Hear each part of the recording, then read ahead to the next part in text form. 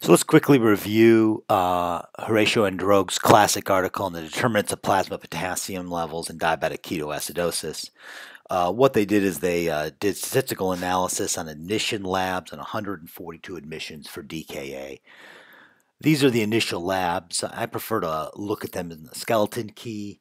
And you see pretty typical labs of DKA. Potassium averaged 5.7 with a range of 2.9 to 10.2.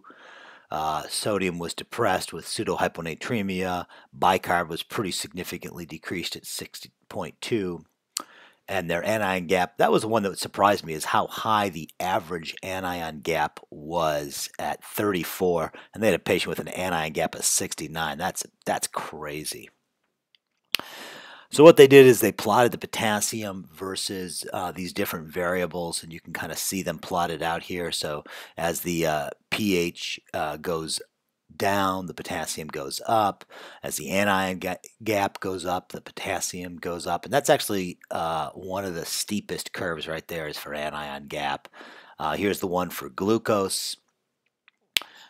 Here's the one for osmolality. And what you'll see is that these generally have a significant scatter plot. There's no tight correlation there. And that's measured statistically with the R squared value. And so the R squared for these different variables, taking a look at glucose, it's 0.149, which means that 15% of the variability in potassium can be explained just by looking at the serum glucose. Now, not all these are completely independent. You just can't add them up. The tightest correlation they could do was by combining pH, glucose, and anion gap. Those three together gave them an R squared value of 0.265, which is actually not very good when it comes to R squared and correlations. We really like to see them greater than 0.5.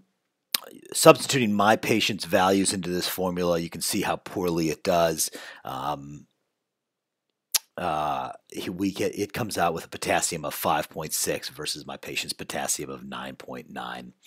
The paper is worth pulling. It's an old paper, but pulling and reading the discussion section, he does a real nice job summarizing why the potassiums are elevated, and especially goes through and shows the data that dispels the myth that that it's a potassium hydrogen exchange at the cells. Because it's the organic acidosis in DKA tends not to cause that electrogenic increase in potassium where hydrogen moves into the cells and potassium moves out. That is not an important mechanism for hyperkalemia in DKA.